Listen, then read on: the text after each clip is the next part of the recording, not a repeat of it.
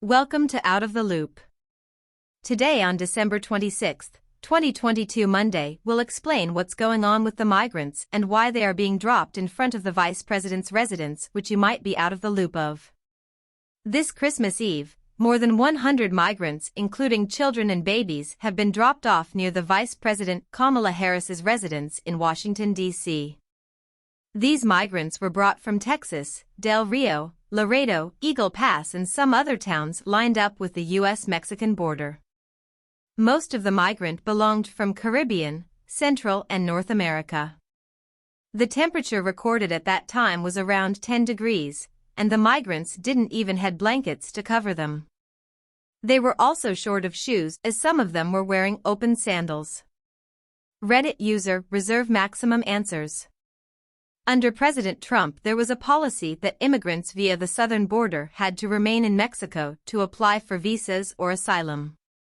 President Biden ended that policy and began allowing asylum seekers into the country because he claimed conditions in border towns on the Mexican side were not safe due to gangs.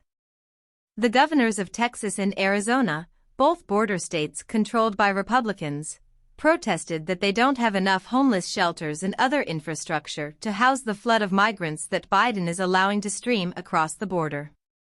Thus they came up with a radical policy. The governor of Texas decided to start shipping migrants to other parts of the country using the justification that they should feel the same burden Texas is feeling.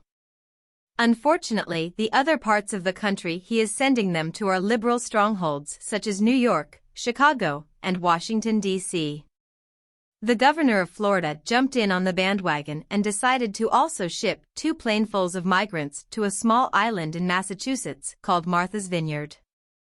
They then dropped these people off with no money and without alerting the local authorities at the drop-off locations. They are doing this to try to create a panic so that those places can feel the pain border states feel. Unfortunately, the ones caught in the middle are the migrants who often aren't told where they are heading and also have immigration court dates in Texas, but no way to get back.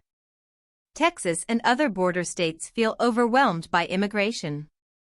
They are sending those immigrants to liberal areas to share the pain with areas that vote for open borders, but in the process the migrants are caught in the crossfire and left without resources far from where their immigration court appearances are scheduled.